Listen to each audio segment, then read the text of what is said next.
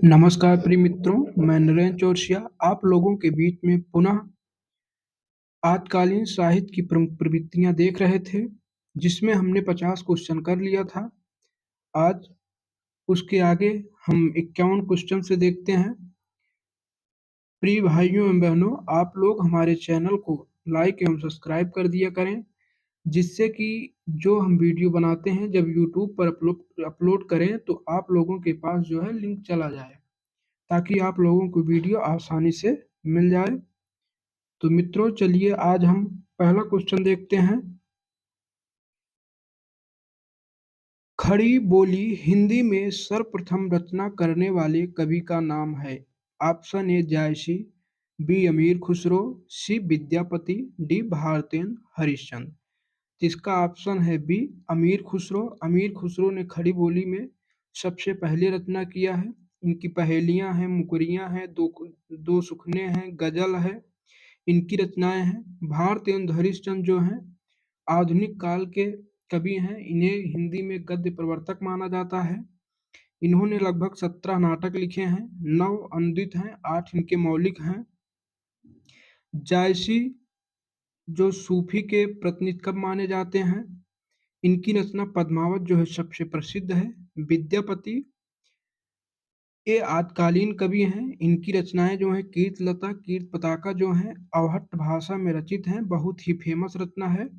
इनकी एक रचना पदावली है जो मैथिली भाषा में लिखी गई है, जिसके कारण इन्हें मैथिली कोकिल भी कहा जाता है।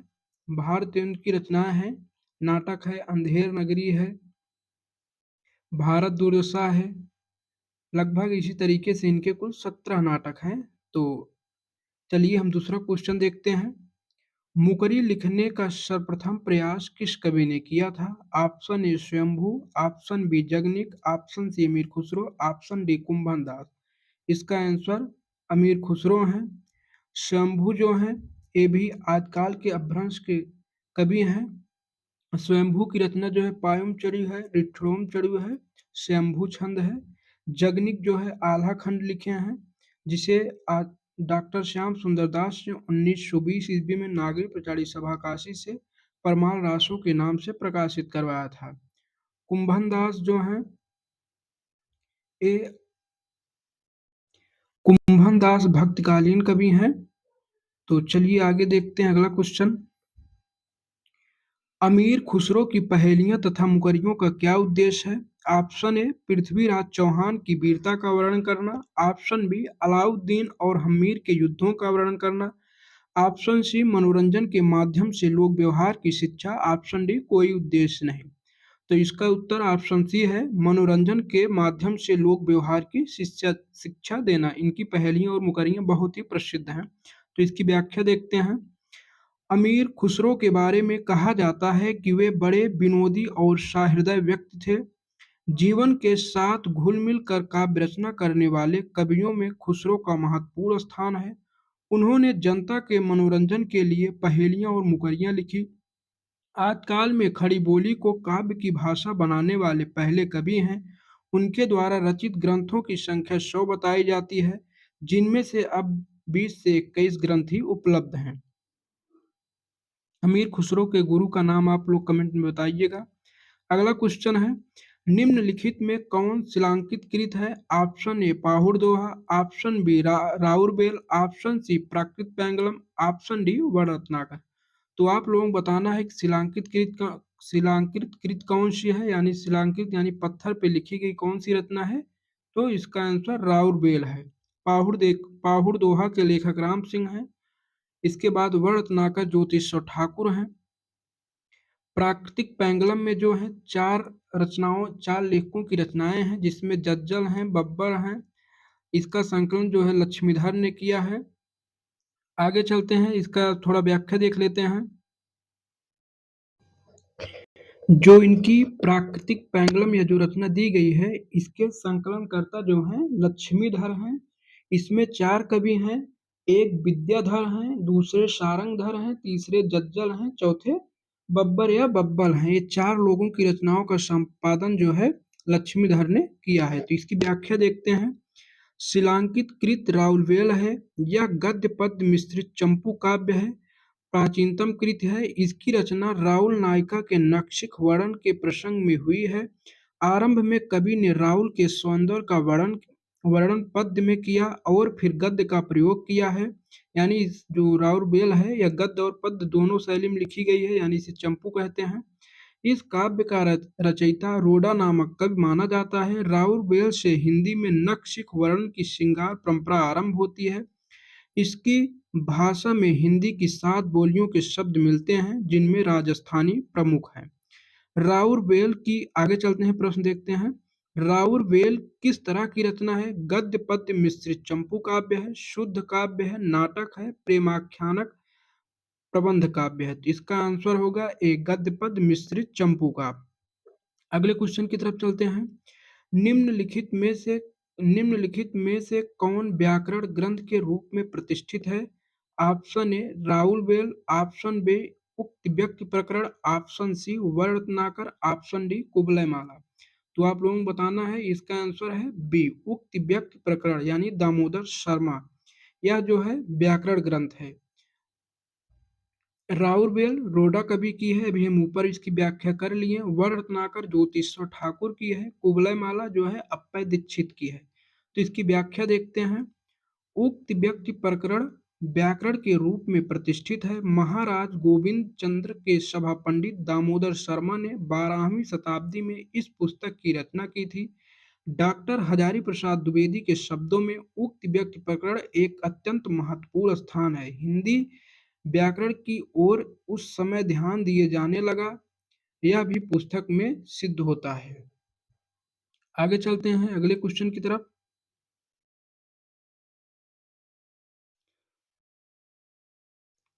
उक्त व्यक्ति यह ग्रंथ है, महाकाव्य है, गद्य काव्य है, छंद है, व्याकरण है। अभी हम ऊपर पढ़े हैं उक्त व्यक्ति प्रकरण। यह जो है एक व्याकरण है। इसके लेखक जो हैं दामोदर शर्मा हैं। अगले क्वेश्चन की तरफ चलते हैं। निम्न में से कौन सी रचना व्याकरण है? व्याकरण ग्रंथ है। कीर्त पताका, चर्यापद, उक्त व्यक्ति प्रकरण, वर्णरत्नाकर। तो इसका आंसर है उक्त व्यक्ति प्रकरण, लेखक दामोदर शर्मा। कीर्त पताका कीर्तलता विद्यापति की है। चर्यापद ये जो वर्णरत्नाकर है, वर्णरत्नाकर ज्योतिश्वर ठाकुर की है। एक चर्यापद है सबरपा की है। चर्यापद चर्यापद जो है सबरपा की रचना है और एक दोहा कोश है वह सरहपा की रचना है। आगे चलते हैं। इनमें से कौन सी भाषा आदिकाल की है? ब्रज भाषा, खड़ी बोली, डिंगल पिंगल, अवधी। तो इनमें से कौन सी भाषा आदिकाल की है? तो इसमें ऑप्शन दिया है ब्रज भाषा। पहला आंसर सही है, ब्रज भाषा है। डिंगल पिंगल जो है राजस्थानी में प्रयोग की जाती हैं। जैसे डिंगल में अपभ्रंश मिश्रित राजस्थानी भाषा का प्रयोग होता है, पिंगल में अपभ्रंश मिश्रित ब्रज भाषा का प्रयोग होता है। खड़ी बोली जो आजकल हम लोग प्रयोग कर रहे हैं, इसकी व्याख्या देखते हैं। डॉक्टर नगेंद्र ने अपनी पुस्तक हिंदी साहित्य का, डॉक्टर नगेंद्र का हिंदी साहित्य का बृहद इतिहास है, जिसका संपादन जो है उन्होंने किया है। डॉक्टर नगेंद्र ने अपनी पुस्तक हिंदी साहित्य का इतिहास में लिखा है कि काव्य रचना की 2 अन्य महत्वपूर्ण शैलियों का भी आदिकाल में विकास हुआ, जिन्हें कुछ विद्वानों ने भाषा के नाम से अभिहित कर एक भ्रम पैदा कर दिया है। ये शैलियां हैं, यानी जो डिंगल पिंगल आजकल की शैलियां हैं, भाषा नहीं है। डिंगल तथा पिंगल आदिकालीन हिंदी साहित्य में वीर रस की रचनाओं में डिंगल शैली का प्रयोग होता था तथा कोमल भावों की अभ्यंजना पिंगल शैली में की जाती थी। जब कवि डिंगल शैली का प्रयोग करता था तो वह हिंदी बोलियों के कर्कश शब्दों को अपनाता था, किंतु पिंगल शैली के प्रयोग में धीरे धीरे कोमल शब्दावली का विकास हो रहा था। डिंगल के कर्कश शब्दावली सीमित थी, अतः इस शैली के साहित्य का अधिक विस्तार न हो सका। पिंगल शैली लोकप्रिय होती चली गई, क्योंकि पिंगल में ब्रज भाषा मिली हुई है। पिंगल शैली लोकप्रिय होती चली गई और उसका ब्रज भाषा में विलग्न हो गया। जो लोग डिंगल को राजस्थानी भाषा का पर्याय मानते हैं वे भूल करते हैं। सब डॉक्टर नगेंद्र के पुस्तक में लिखा हुआ है। वे भूल करते हैं। वस्तुतः राजस्थान के आतकालीन साहित्य की भाषा हिंदी की ये दोनों ही शैलियां चरणों भाटों द्वारा प्रयुक्त होती थी तथा भक्ति काल और रीतकाल में भी उनके प्रयोग की वह क्षीण परंपरा चलती रही। इस आधार पर यह कहा जा सकता है कि आजकाल की भाषा ब्रजभाषा है, खड़ी बोली आधुनिक काल की तथा अवधि मध्यकाल की भाषा है। तो इतना व्याख्या हो गया। तो चलिए हम अगले क्वेश्चन की तरफ चलते हैं। रासो ग्रंथ किस भाषा में लिखे गए थे? खड़ी बोली में, ब्रज भाषा में, अवधी में, डिंगल पिंगल में। तो यानी डिंगल पिंगल भाषा में लिखे गए थे। इज राइट ऑप्शन डी है, क्योंकि ये डिंगल पिंगल जो है ये शैलियां हैं, भाषा नहीं है। इसमें जो है ये डिंगल में राजस्थानी और जो है अपभ्रंश का प्रयोग हुआ है। पिंगल में अपभ्रंश, ओ सॉरी, ब्रज भाषा, सॉरी सॉरी, डिंगल में जो है ब्रज भाषा और राजस्थानी, पिंगल में ब्रज भाषा, सॉरी उसके लिए, डिंगल में अपभ्रंश मिश्रित राजस्थानी, पिंगल में अपभ्रंश मिश्रित ब्रज भाषा का प्रयोग हुआ है। रासो ग्रंथ डिंगल पिंगल शैलियों में लिखे गए थे। आगे चलते हैं। चारण साहित्य किस साहित्य का दूसरा नाम है? सिद्ध साहित्य, नाथ साहित्य, जैन साहित्य, रासो साहित्य। तो रासो साहित्य का नाम चारण साहित्य है। सिद्ध साहित्य का नाम दूसरा बौद्ध साहित्य है। जैन साहित्य का दूसरा नाम राज साहित्य है। नाथ साहित्य का दूसरा नाम शैव साहित्य है। तो आगे चलते हैं, अगले क्वेश्चन की इसी व्याख्या देख लेते हैं। डॉक्टर ग्रियर्सन इमरान कुमार वर्मा ने हिंदी साहित्य के प्रथम काल को चारण काल नाम दिया। इस काल में राजाश्रित कवि अपने आश्रयदाता राजाओं के पराक्रमपूर्ण चरित्रों या गाथाओं का वर्णन करते थे। यही प्रबंध परंपरा रासो के नाम से जानी जाती है, जिसे लक्ष्य करके इस काल को वीरगाथा काल भी कहा गया है। आचार्य रामचंद्र शुक्ल ने इस काल की 12 रचनाओं का उल्लेख किया है, जो रासो साहित्य के नाम से भी जानी जाती है। इनमें प्रमुख हैं विजयपाल रासो, नल सिंहकृत, हम्मीर रासो, सारंगधरकृत, कुमार रासो, दलपत विजयकृत, विशलदेव रासो, नरपतनाल, पृथ्वीराज रासो, चंद्रबरदाई, परमाल रासो, जगनीकृत। आचार्य रामचंद्र शुक्ल ने वीरगाथा काल का नामकरण जो है कुल 12 रचनाओं के आधार पर किया था, जिनमें से 4 रचनाएं अपभ्रंश की थी और 8 रचनाएं देसी भाषा की थी। अपभ्रंश की रचनाएं जो हैं, पहले हम्मीर रासो एक है, दूसरा विजयपाल रासो है, कीर्तलता है, कीर्त पताका है। ये 4 रचनाएं जो अपभ्रंश की हैं। इसके बाद जो 8 रचनाएं मिलती हैं वो देश भाषा की हैं, जिसमें से कुमार रासो मिलता है, विजयपाल विशलदेव रासो मिलता है, नरपतनाल कृत है, पृथ्वीराज रासो मिलता है, परमाल रासो मिलता है, भट्ट केदार की है, भट्ट केदार की है, जयचंद्र प्रकाश है, मधुकर कवि की है, जयमैंग जसचंद्रिका है। इसके बाद एक विद्या की विद्यापत पदावली है। ऐसे कुल मिलाकर 8 रचनाएं हैं। तो आगे देखते हैं अन्य महत्वपूर्ण तथ्य में। सिद्ध साहित्य के इतिहास में 84 सिद्धों का उल्लेख मिलता है, जिसमें सरहपा, शबरपा, लुईपा, बुरीपा, डोमपा, कड़हपा, कुकुरिप्पा आदि सिद्ध कवि हैं। जो 84 सिद्ध कवि हैं, इसमें 4 जोगिनियां भी हुई हैं, जिसमें 4 जोगिनियां यानी स्त्रियां भी हैं जो 84 सिद्धों में। तो उसमें एक है लक्ष्मीकारा है, मणिभद्रा है, मेखलापा है, मेखलापा हैं, 3 हो गई, और एक का नाम भी नहीं आ रहा है, भी बताते हैं। लक्ष्मीकारा, मणिभद्रा, मेखलापा और कनखलापा हैं। 4 हो गई, कनखलापा चौथी स्त्री है। यानी ये 4 योगिनियां हैं। नाथपंथी योगी अलग जगाते हैं। नाथपंथी जिन ग्रंथों के प्रमाण मानते हैं, उनमें सबसे प्राचीन हठ योग संबंधी ग्रंथ घेरंड संहिता और शिव संहिता है। अगली पंक्ति क्या है? गोरखनाथ द्वारा रचित प्रमुख कृतियां हठ योग, गोरक्षनाथ, ज्ञानामृत, गोरक्षकल्प आदि हैं। अगली पॉइंट है जैन साहित्य प्राकृत एवं संस्कृत भाषा में मिलते हैं। जैन साहित्य के लेखक अगरचंद नाहटा थे। जैन साहित्य जिसे आगम कहा जाता है, इसकी संख्या 12 बताई गई है। जैन साहित्य को आगम साहित्य भी कहा जाता है, क्योंकि जैन एक चरित्र प्रधान काव्य है, उसमें चरित्र का वर्णन किया गया है। निम्नलिखित में से कौन 84 सिद्धों में नहीं है? विरूपा है, कढ़पा है, कुकरीपा है, सारंगधर है। सारंगधर जो है 84 सिद्धों में नहीं है। अगले क्वेश्चन की तरफ चलते हैं।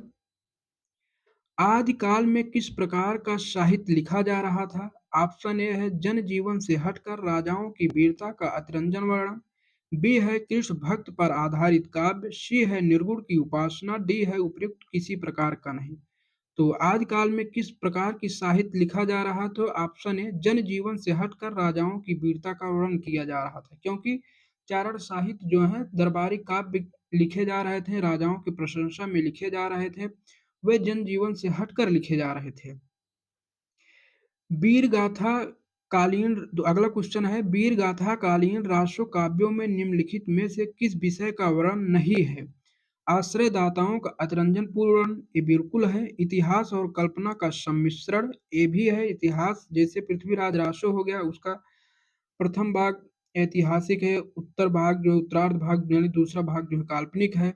कृष्ण लीला का प्रतिपादन ये नहीं किया जा रहा था। कृष्ण लीला का प्रतिपादन जो अष्टछाप के कवियों का है, यानी ये भक्ति काल का है। युद्धों का सजीव एवं गत्यात्मक वर्णन है, ये भी किया जाए, क्योंकि वह अब चारण कवि जो हैं वे अपने राजाओं के साथ युद्ध के मैदान में जाते थे और स्वयं वहां बैठकर जो देखते थे वो अपनी आंखों से उसे कलम से लिखते थे, यानी युद्धों का सजीव एवं गत्यात्मक चित्रण किए हैं। इसका आंसर जो होगा सी, यह गलत है। अगले क्वेश्चन की तरफ थोड़ी व्याख्या देख लेते हैं। वीर गाथा कालीन रासो काव्यों में कृष्ण लीला का प्रतिपादन नहीं किया जाता था। इन काव्यों में आश्रयदाताओं का अतिरंजन पूर्ण वर्णन, इतिहास और कल्पना का सम्मिश्रण तथा युद्धों का सजीव एवं गत्यात्मक वर्णन पाया जाता है। अगला क्वेश्चन है, हिंदी साहित्य के 700 से 14 वर्ष के कालखंड को ग्रियर्सन ने क्या नाम दिया? संधि काल, प्रारंभिक काल, चारण काल, अपभ्रंश काल। तो इसका नाम जो है चारण काल दिया। आगे देखते हैं इसकी व्याख्या। हिंदी साहित्य के 700 से 14 वर्ष के इस कालखंड को सर जॉर्ज गिब्सन ने चारण काल का नाम दिया। वे इसका प्रारंभ 640 के आसपास स्वीकार करते हैं। नोट क्या है, अधिकतर विद्वानों की कृतियों में ग्रियर्सन द्वारा काल विभाजन 700 से 1300 ईस्वी तक उद्धृत मिलता है, जिसे उन्हें चारण काल कहा जाता है। उत्तर प्रदेश लोक सेवा आयोग जो है पूछे गए इस प्रश्न को जो है 700 से 1400 ईस्वी मानता है।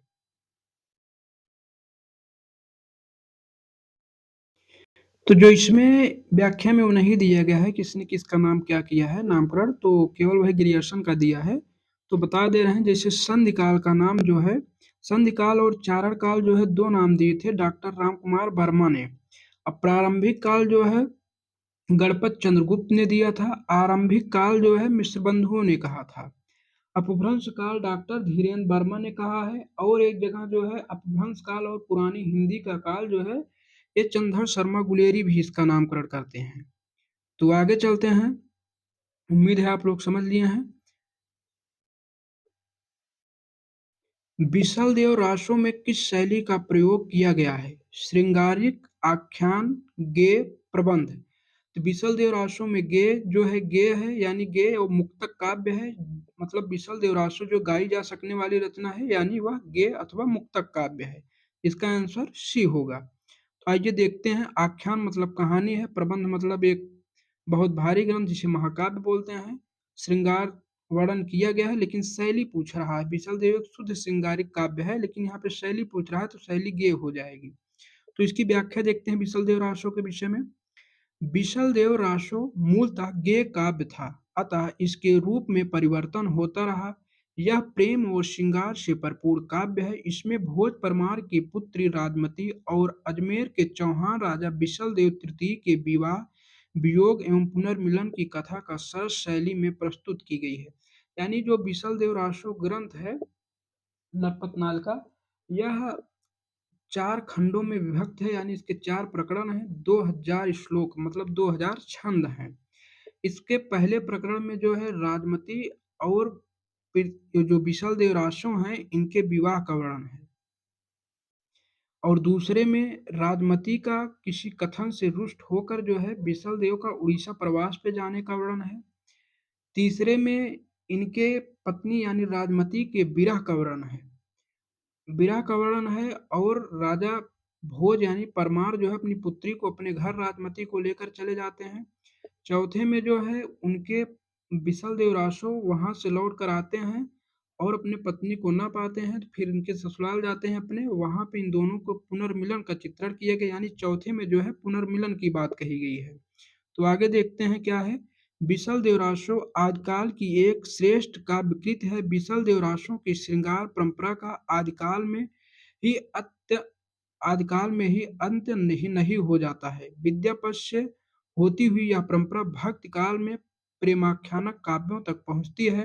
कृष्ण भक्तों को प्रभावित किया और रीत काल में जाकर इसका सरस श्रृंगार काव्य के रूप में चरम विकास हुआ। विशल देवरासु में हिंदी काव्य में प्रयुक्त होने वाला बारहमासा वर्णन सबसे पहले, जो विशल देवरासु में बारहमासा का वर्णन है या जो है कार्तिक मास से आरंभ होता है।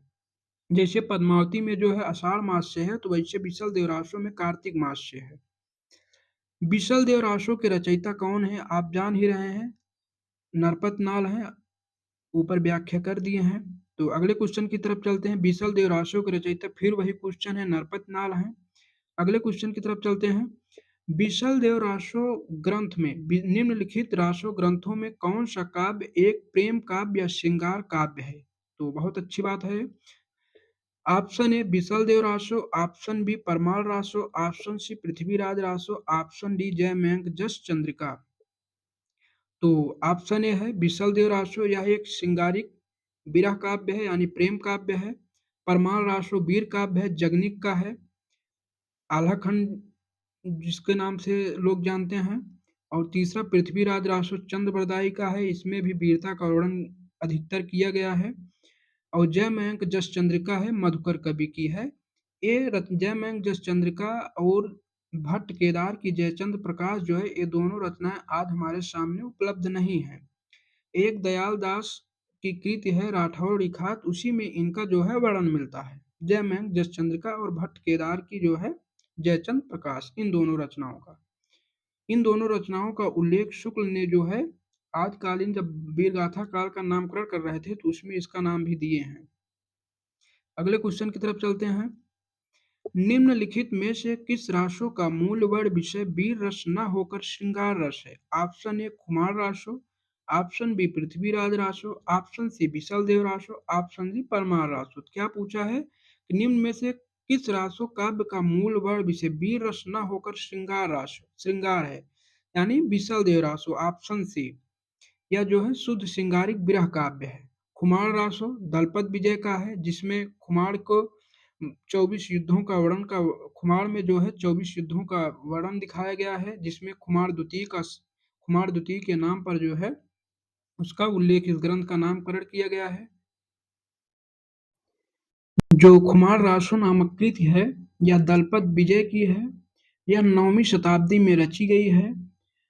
इसकी विशेषता क्या है खुमार रासो की, कि इसमें जो है इस रचना में बप्पा रावल से लेकर राज सिंह तक का वर्णन है, किंतु खुमार का विस्तृत वर्णन होने के कारण इसका नाम खुमार पड़ा, क्योंकि चित्तौड़ में जो है खुमार नाम से 3 शासक हुए।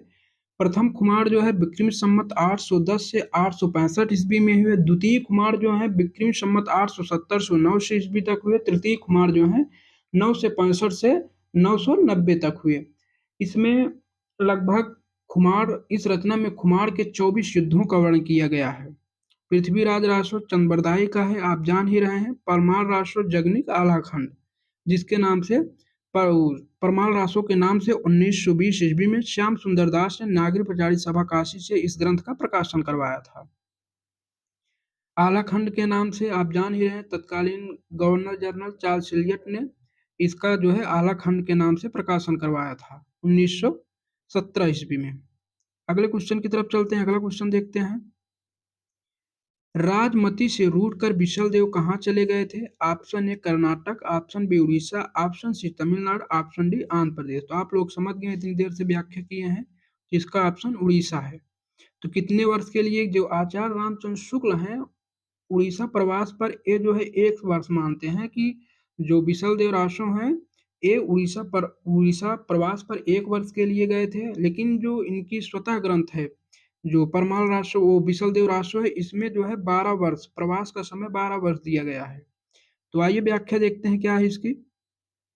विशल देव रासो में राजा भोज परमार की पुत्री राजमती और अजमेर के चौहान राजा विशल देव तृतीय के विवाह, वियोग और पुनर्मिलन की कथा सरस शैली में प्रस्तुत की गई है। इसमें वर्णित है कि राजमती की बातों से रुष्ट होकर स्वाभिमानी राजा विशल देव उड़ीसा प्रवास पर चले गए। 12 वर्ष तक रात में, जो विशल देव रासो मूल ग्रंथ है उसमें उड़ीसा प्रवास पर जाने का समय 12 वर्ष दिया गया है, लेकिन आचार्य शुक्ल में 1 वर्ष दिया गया है।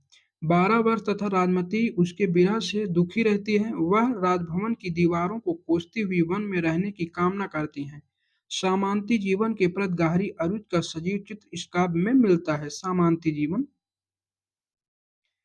आगे देखते हैं, किस रासो ग्रंथ में आल्हा खंड के नाम से जाना जाता है, यानी किस रासो ग्रंथ को आल्हा खंड के नाम से जाना जाता है? चंद्रबरदाई की पृथ्वीराज रासो को, नरपतनाल का विशल देव रासो को, जगनिक का परमार रासो को, दलपत विजय का खुमार रासो। तो आप ऑप्शन जान रहे हैं, जगनिक का परमार रासो। आल्हा खंड के नाम से प्रकाशन किसने करवाया था? चार्ल्स इलियट ने प्रकाशन करवाया था। चार्ल्स एलियट ने इसका प्रकाशन कब करवाया था? 1865 ईस्वी में। अभी सॉरी, हम आगे जो है ध्यान नहीं आया, हम 1917 बोल दिए थे, वो गलत है। 1865 ईस्वी में इसका अनुवाद करवाए थे, मतलब किए थे, प्रकाशन करवाए थे आलाखंड के नाम से। इसका एक विद्वान हुए वाटरफील्ड जो है, इसका अंग्रेजी भाषा में अनुवाद करवाए थे, अनुवाद किए थे। इस रचना में वनाफरों की जो आल्हा खंड की जो परमार रासो है, जगनिक है, इसमें वनाफरों की 52 लड़ाइयों का चित्रण किया गया है। इसकी व्याख्या देख ले रहे हैं थोड़ा। जगनिक के परमार रासो ग्रंथ को आल्हा खंड के नाम से जाना जाता है। इसमें महोबा के वीर सरदार आल्हा उदल की वीरता की गाथा है। उत्तर प्रदेश के अवध और मध्य प्रदेश के बुंदेलखंड की संस्कृत लोकप्रिय है, यानी आल्हा खंड आप भी आज भी आपको जो है बुंदेलखंड में मिल जाएगा, गाते हुए दिखाई देंगे। महोबा में इसका देख सकते हैं, बैसवाड़ा के आसपास या वर्षा ऋतु में गाई जाती है, आषाढ़ मास में। उत्तर प्रदेश के अवध और मध्य प्रदेश के बुंदेलखंड की सर्वाधिक लोकप्रिय वीर गाथा है। 1865 ईस्वी में आ गया। 1865 ईस्वी में चार्ल्स इलियट ने जिस आल्हा खंड का प्रकाशन कराया था, वह मौखिक परंपरा पर ही आधारित है। इसी के इसी प्रत के आधार पर डॉक्टर श्याम सुंदर दास ने परमार रासो का पाठ निर्धारण किया और उसे नागरिक प्रचारी सभा काशी से प्रकाशित करवाया, जो हम पहले बता चुके हैं। आगे देखते हैं, उत्तर प्रदेश में आल्हा खंड के नाम से कौन सा काव्य प्रचलित है? आप जान ही रहे हैं, हमीर रासो, परमार रासो, पृथ्वीराज रासो, खुमार रासो। तो इसका ऑप्शन है परमार रासो। विक्रमी संवत इसकी रचना काल जो है परमार रासो की विक्रमी संवत 1230 ईस्वी में। अगले क्वेश्चन की तरफ चलते हैं। आल्हा और उदल के चरित्र की वीरगात्मक काव्य के रूप में रचने वाले कवि हैं। ये थोड़ा ऊपर मिट गया है। आल्हा और उदल के चरित्र को वीरगीतात्मक काव्य के रूप में रचने वाले कवि हैं भट्ट, केदार, श्रीधर, जगनिक, चंद्रबरदाई। तो ऑप्शन सी जगनिक। अगले क्वेश्चन की तरफ चलते हैं। आल्हा खंड नामक काव्य ग्रंथ का दूसरा नाम है। Option A Vijay Kumar Raso, option B Vijaypal Raso, option C Hammir Raso, option D Parmar Raso. इसका ऑप्शन है परमार रासो। परमार रासो के रचयिता कौन है? जगनिक हैं। कुमार रासो के रचयिता कौन है? दलपत विजय हैं। हम्मीर रासो के सारंगधर हैं। विजयपाल रासो के नल सिंह भाट हैं। आल्हा खंड का दूसरा नाम क्या है? आप जान ही रहे हैं, परमार रासो। ऑप्शन ए सही हो जाएगा इसका। अगले क्वेश्चन की तरफ चलते हैं। परमार रासो काव्यकृत के कवि का नाम है, फिर वही परमार रासो, जगनिक। आगे चलते हैं। आल्हा और उदल नामक दो वीर सरदारों की वीरतापूर्ण लड़ाइयों का वर्णन मिलता है, यानी वीरतापूर्ण लड़ाइयों का वर्णन मिलता है। ऑप्शन ए परमार रासो है, बी पृथ्वीराज रासो में, सी कुमार रासो में, डी हम्मीर रासो में। तो आप ऑप्शन जान ही रहे हैं, परमार रासो होगा। अगले क्वेश्चन की तरफ चलते हैं। अगला क्वेश्चन देख लेते हैं। कवि जगनिक की रचना का नाम बताइए। Option A Kumar Raso, option B Mrigavati, option C Alha Khand, option D Padmavati. तो आप लोग बताएं, तब जगनिक की रचना का नाम क्या है? मृगावती है, पद्मावती है, आल्हा खंड है, कुमार रासो है। तो आल्हा खंड है, मृगावती कुतुबन की है, पद्मावती आप जान ही रहे हैं सबसे श्रेष्ठ कवि मलिक मोहम्मद जायसी की है, कुमार रासो दलपत विजय की है। अगले क्वेश्चन की तरफ चलते हैं। अगला क्वेश्चन हम आज का देखते हैं। परमार रासो के लेखक कौन है? फिर वही बात, जगनिक। एक पंक्ति आती है, 12 बरिस ले कुक्कुर जिए और 13 ले जिए सियार, बरस 18 छत्री जिए आगे जीवन को धिक्कार। ये पंक्तियां हैं, किसकी हैं? सोहर हैं, कजली हैं, बिरहा हैं, आल्हा हैं। तो आपको बताना है आल्हा है। ये जो है आल्हा है। उपयुक्त पंक्ति जगनिक रचित परमाल रासो से ली गई है। इसमें आल्हा और उदल नामक दो वीर सरदारों की वीरतापूर्ण लड़ाइयों का वर्णन है। इसमें वीर भावना का जितना प्रौढ़ रूप मिलता है उतना अन्यत्र दुर्लभ है। युद्धों के अत्यंत प्रभावशाली वर्णन की इस काव्य में भरमार है। इसकी रचना लोक गाथा के रूप में न होकर काव्य शुद्ध काव्य के रूप में हुई है। यह आल्हा विधा है। अगली अगला क्वेश्चन है, वीर गाथा काल के प्रसिद्ध प्रबंध काव्य का क्या नाम है? Option A Padmavat, option B Prithviraj Raso, option C Kamayani, option D Ramcharitmanas. तो ये पूछ रहा है वीर गाथा काल के प्रसिद्ध काव्य के बारे में, तो पृथ्वीराज रासो है, ऑप्शन सही हो जाएगा बी। रामचरित मानस जो है भक्त काल का है, वो स्वामी तुलसीदास हैं। पद्मावत मलिक मोहम्मद जायसी हैं। कामायनी जयशंकर प्रसाद है। कामायनी किसकी रचना? जयशंकर प्रसाद की। कुल 15 सर्ग हैं। आप लोग 15वें सर्ग का नाम कमेंट कीजिए। अगला इसकी व्याख्या देख लेते हैं। वीर गाथा काल का प्रसिद्ध प्रबंध काव्य पृथ्वीराज रासो है, जिसे आचार्य रामचंद्र शुक्ल ने हिंदी का प्रथम महाकाव्य तथा इसके रचयिता चंद्रबरदाई को हिंदी का प्रथम कवि माना है।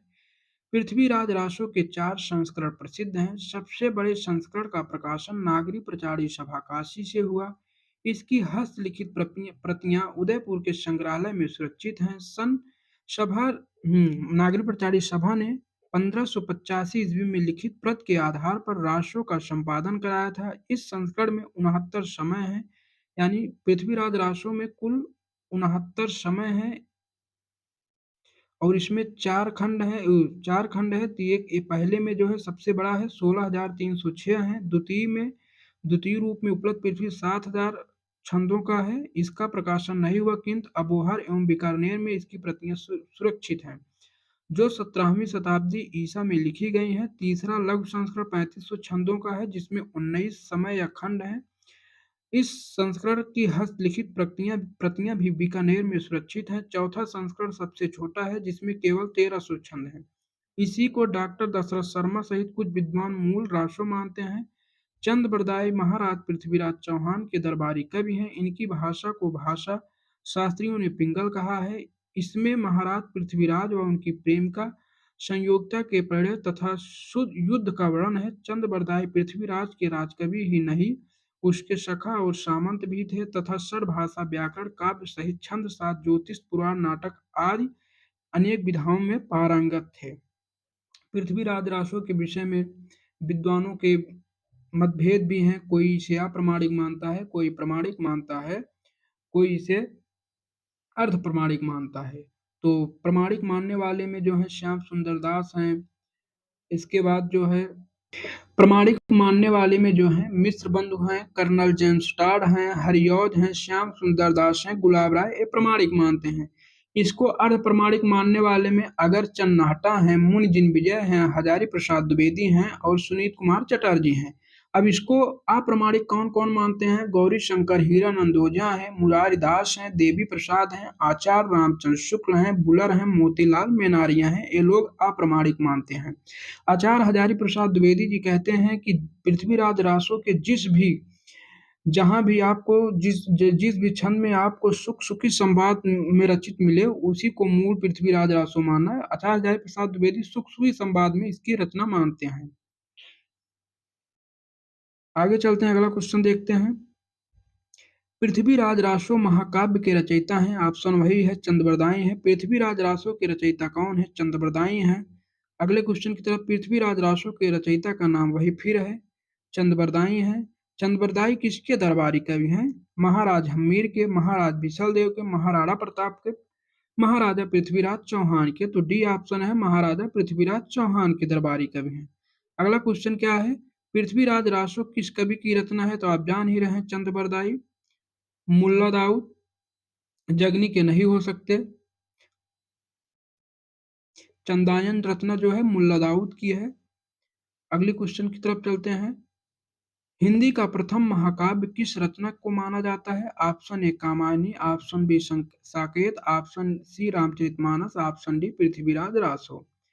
तो दो एक द्विवेदी काल की है, एक जो है छायावाद की रचना है, एक भक्त काल की है, एक वीर गाथा मानी आदि काल की है। तो आप बता दीजिए ऑप्शन डी पृथ्वीराज रासो। हिंदी का प्रथम महाकाव्य किस रचना को माना जाता है? पृथ्वीराज रासो, जिसके लेखक हैं चंद्रबरदाई। अगले क्वेश्चन की तरफ चलते हैं। सूची 1 को मिलान सूची 2 से कीजिए। विशल देव रासो, पृथ्वीराज रासो, परमार रासो, खुमार रासो। इधर दिए हैं जगनिक, नरपत नाल, दलपत विजय, चंद्रबरदाई। पृथ्वीराज रासो, चंद्रबरदाई। इसके बाद जो है वो विशल देव रासो, नरपत नाल, पृथ्वीराज रासो, चंद्रबरदाई, परमार रासो, जगनिक, खुमार रासो, दलपत विजय। इसका ऑप्शन क्या हो जाएगा? बी। अगले क्वेश्चन की तरफ चलते हैं। खुमार रासो के रचयिता कौन है? दलपत विजय, जगनिक, चंद्रबरदाई, विद्यापति। तो ऑप्शन वही है, खुमार रासो, दलपत विजय। अगले क्वेश्चन की तरफ चलते हैं। आदिकालीन हिंदी काव्य धारा में उपलब्ध नहीं है। जैन साहित्य, सिद्ध साहित्य, सिख साहित्य, नाथ साहित्य। तो सिख साहित्य नहीं है। सिख साहित्य तो भक्त काल की सागा है, शाखा है, जिसे गुरु नानक देव ने इसकी स्थापना की थी। तो इसकी व्याख्या हम देख ले रहे हैं। हिंदी साहित्य के आदिकाल संवत 1050 से विक्रमी संवत 1375 तक को आचार्य रामचंद्र शुक्ल ने वीरगाथा काल का नाम दिया। इस चारण काल, सिद्ध सामंत काल और अन्य नामों से भी उसे उल्लेख किया जाता है। इस समय का साहित्य मुख्यतः इन रूपों में मिलता है: सिद्ध साहित्य, नाथ साहित्य, जैन साहित्य, चरणी साहित्य यानी चारण साहित्य, प्रकीर्णक साहित्य। सिख साहित्य का उल्लेख इस काल में नहीं मिलता। तो ऑप्शन यही हमारा सी हो जाएगा सही। अगले क्वेश्चन की तरफ चलते हैं। संवत 1050 से संवत 1375 की कालावधि में लिखे गए हिंदी साहित्य का वीरगाथा काल के रूप में नामकरण किसने किया? डॉक्टर राम कुमार वर्मा, आचार्य रामचंद्र शुक्ल, हजारी प्रसाद द्विवेदी, डॉक्टर नगेंद्र। तो ऑप्शन बी, आचार्य रामचंद्र शुक्ल। अगले क्वेश्चन की तरफ चलते हैं। आचार्य रामचंद्र शुक्ल के अनुसार हिंदी साहित्य के आदिकाल की समय सीमा क्या है? विक्रमी संवत 1050 से विक्रमी संवत 1375, विक्रमी सन 1050 से 1375। तो बिल्कुल गलत है, सन में दिया हुआ है। विक्रमी संवत 1375 से 1700 तक, ये तो जो है भक्त काल की समय सीमा बता रहा है। डी इनमें से कोई नहीं। तो ऑप्शन ए हमारा सही हो जाएगा, विक्रमी संवत 1050 से विक्रमी संवत 1375 ईस्वी तक। अगले क्वेश्चन की तरफ चलते हैं। निम्नलिखित में से कौन वीरगाथा काल की रचना नहीं है? संदेश राशक, जय मयंक, जस चंद्रिका, आल्हा खंड, भक्तमाल। तो आप लोग बताइए इसकी।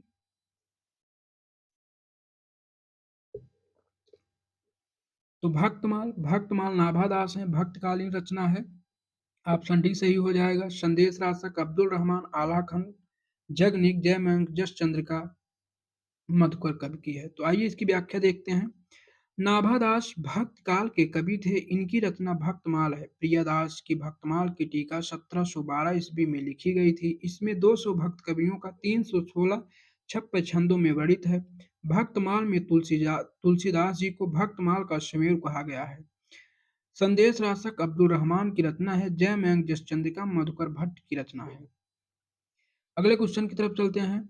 इनमें से कौन सा कवि आदकालीन नहीं है, यानी आदकाल का नहीं है? ऑप्शन ए चंद्रबरदाई, बिल्कुल हैं। बी जगनिक, ए भी हैं। सी नाभादास, ए नहीं है। डी दलपत विजय, ए भी हैं। तो नाभादास भक्तकालीन कवि हैं। आइए देखते हैं। नाभादास भक्त काल सगुण भक्ति धारा के कवि हैं। ये अग्रदास जी के शिष्य हैं। इन्होंने अष्टयाम की रचना श्रृंगार श्रृंगार भक्त अथवा रसिक भावना को लेकर की है। ये तुलसीदास के समकालीन थे। जो नाभादास की अष्टयाम है, इसमें भगवान राम के आठों पहर के चरित्र का लीला का वर्णन किया गया है। आगे चलते हैं अगले क्वेश्चन की तरफ। इनमें से कौन सी रचना आदिकाल की है? सूर सागर, ये बिल्कुल जो है भक्त काल की रचना है, आदिकाल की नहीं है। विद्यापत पदावली, ये आदिकाल की रचना है, विद्यापत की है। बीजक कबीरदास है। डी भ्रमर गीत, ये सूरदास की रचना है। तो ऑप्शन जो है, एक भंवर गीत है नंददास की है, भ्रमर गीत सूरदास की है। तो ऑप्शन हमारा बी है। क्वेश्चन देख रहे हैं, उस व्याख्या देख लेते हैं। पदावली आदिकाल की रचना है जो विद्यापति द्वारा रचित कृष्ण भक्ति श्रृंगार से भरपूर है। इसमें राधा कृष्ण की प्रेम लीलाओं का वर्णन किया गया है। सूर सागर, बीजक तथा भ्रमर गीत भक्तकालीन रचना है। अगले क्वेश्चन की तरफ चलते हैं। आदिकालीन साहित्य का प्रमुख रस है शांत, हास्य, करुण, वीर। आदिकाल में वीरगाथात्मक रचनाएं हुई, तो वीर रस है। ऑप्शन डी है। इसकी व्याख्या हम देख लेते हैं। आदिकालीन साहित्य का प्रमुख रस वीर है। महत्वपूर्ण तथ्य क्या है? आचार्य रामचंद्र शुक्ल ने आदिकाल का नाम वीरगाथा काल रखा। इस नामकरण का आधार स्पष्ट करते हुए वे लिखते हैं, आदिकाल की इस दीर्घ परंपरा के बीच प्रथम 150 वर्ष के भीतर तो रचना की किसी विशेष प्रवृत्ति का निश्चय नहीं होता। धर्म, नीति, श्रृंगार, वीर सब प्रकार की रचनाएं दोहे में मिलती हैं। राजाश्रित कवि अपने आश्रयदाता राजाओं के पराक्रमपूर्ण गाथाओं का वर्णन करते हैं। इस काल की प्रधान प्रवृत्ति वीरता की थी, अर्थात इस काल में वीरगाथात्मक ग्रंथों की प्रधानता रही। विद्यापत ने कुल कितने ग्रंथों की रचना की? Option A 10, option B 12, option C 16, option D 14। Vidyapat ने कुल 14 ग्रंथों की रचना की। ऑप्शन डी सही है। इसकी व्याख्या देख लेते हैं। विद्यापत की अधिकांश रचनाएं संस्कृत में अवहट्ट में है। कीर्तलता और कीर्त पताका इनकी अवहट्ट रचनाएं हैं। इनकी तीसरी रचना पदावली है, जिसको इनको सबसे ज्यादा ख्यात मिली, जिसकी भाषा ब्रज भाषा मिश्रित मैथिली है। कि इसमें कीर्त पताका अभी तक संपादित होकर प्रकाशित नहीं हुई है, यानी जो विद्यापति की कीर्त पताका है रचना अभी तक प्रकाशित नहीं हुई है। कीर्तलता ऐतिहासिक महत्व का छोटा सा प्रबंध काव्य है। कीर्तलता में जौनपुर का भी वर्णन किए हैं विद्यापति ने। इसकी भाषा अवहट्ट है। विद्यापति ने इसे काहड़ी कहा है। पदावली विद्यापति के यश का आधार है। इनकी अन्य रचनाएं हैं भू परिक्रमा है, पुरुष परिचय, ये सब संस्कृत में है। भू परिक्रमा है, पुरुष परीक्षा है, लिखनावली है, शैव सर्वस्व सार है, गंगा वाक्यावली है, दान वाक्यावली है, दुर्गा भक्त तरंगड़ी है, विभाग सार है, वर्ष कृत और गया पतन है। गोरक्ष विजय इनका प्रसिद्ध नाटक है। इस प्रकार इनके ग्रंथों की कुल संख्या जो है 14 है। अगले क्वेश्चन की तरफ चलते हैं। विद्यापत के पद किस भाषा में रचित हैं? पहाड़ी, मैथिली, अवधी, पिंगल। तो विद्यापत पदावली जो है मैथिली भाषा में रचित है। ऑप्शन बी सही है। विद्यापत की कौन सी रचना अभी तक संपादित होकर प्रकाशित नहीं हुई है? कीर्तलता है, कीर्त पताका है, पदावली है, इनमें से कोई नहीं है। तो ऑप्शन बी कीर्तलता है। ओह सॉरी, कीर्त पताका है, जो अभी तक प्रकाशित नहीं हुई है। विद्यापति इनमें से किस रचना के आधार पर मैथिली कोकिल कहलाए? पदावली, कीर्त पताका, कीर्तलता, उपर्युक्त सभी। ऑप्शन ए केवल पदावली। आचार्य रामचंद्र शुक्ल ने हिंदी साहित्य का इतिहास में लिखा है कि विद्यापति जिसकी रचना के कारण ये मैथिली कोकिल कहलाए वह इनकी भाषा पदावली है। इसमें इन्होंने अपने समय के प्रचलित मैथिली भाषा का व्यवहार किया है। विद्यापति के पद अधिकतर श्रृंगार के ही हैं।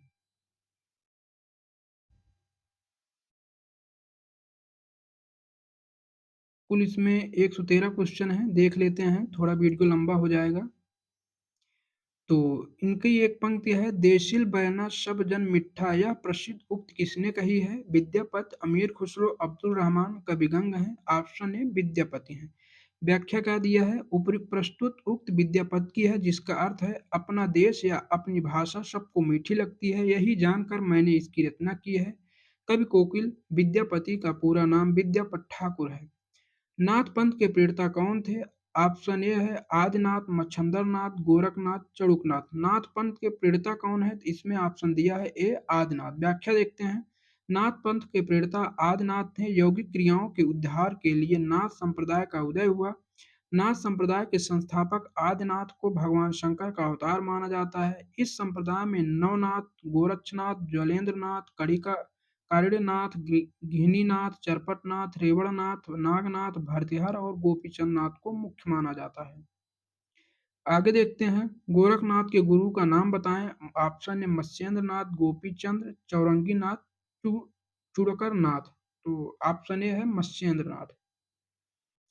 नाथ पंथ को चलाने का श्रेय मत्स्येंद्र नाथ तथा गोरखनाथ को है। गोरखनाथ नाथ साहित्य के प्रारंभकर्ता थे। गोरखनाथ के गुरु मत्स्येंद्र नाथ हैं।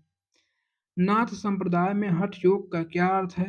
ऑप्शन ए कठिन साधना, बी अडिग योग साधना, सी हठ पूर्वक योग, डी हा का अर्थ सूर्य और ठा का अर्थ चंद्रमा, दोनों। तो यही ऑप्शन डी सही है, यानी हा और ठा।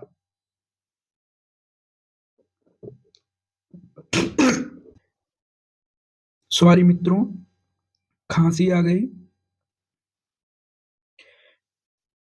तो चलिए हम इसकी व्याख्या देखते हैं। गोरखनाथ ने हठ योग का उपदेश दिया था। हठ योगियों के सिद्ध सामांत पद्धत ग्रंथ के अनुसार ह का अर्थ है सूर्य और ठ का अर्थ है चंद्र। इन दोनों के योग के ही हठ योग कहते हैं। गोरखनाथ ने ही 60 चक्रों वाला योग मार्ग हिंदी साहित्य चलाया। तो मित्रों, खांसी आ जाने की वजह से थोड़ा गले में, चलिए आगे देखते हैं। सिद्धों की साधना में शून्य का पूरक तत्व है, ब्रज है, अग्नि है, चित्र है, ज्ञान है। तो ऑप्शन ए ब्रज। तो आइए इसकी व्याख्या देखते हैं, दिया है।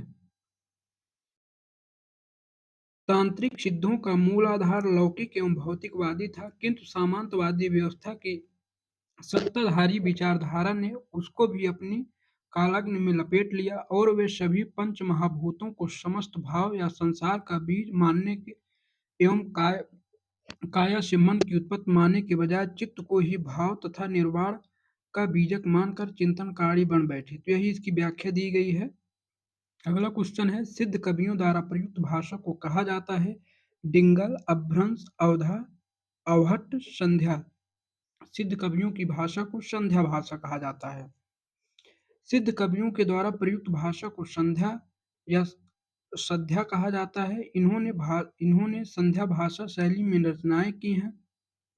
संध्या भाषा वस्तुतः अंतःसाधनात्मक अनुभूतियों का संकेत करने वाली प्रतीत होती है। इस भाषा शैली का उपयोग नाथों ने किया है। सिद्धों की भाषा को जो है संध्या भाषा किसने कहा? तो सिद्धों की भाषा को संध्या भाषा जो है मुनि अदय वज्र ने कहा। हरप्रसाद शास्त्री ने सिद्धों की भाषा को आलो अंधारी कहा। जो है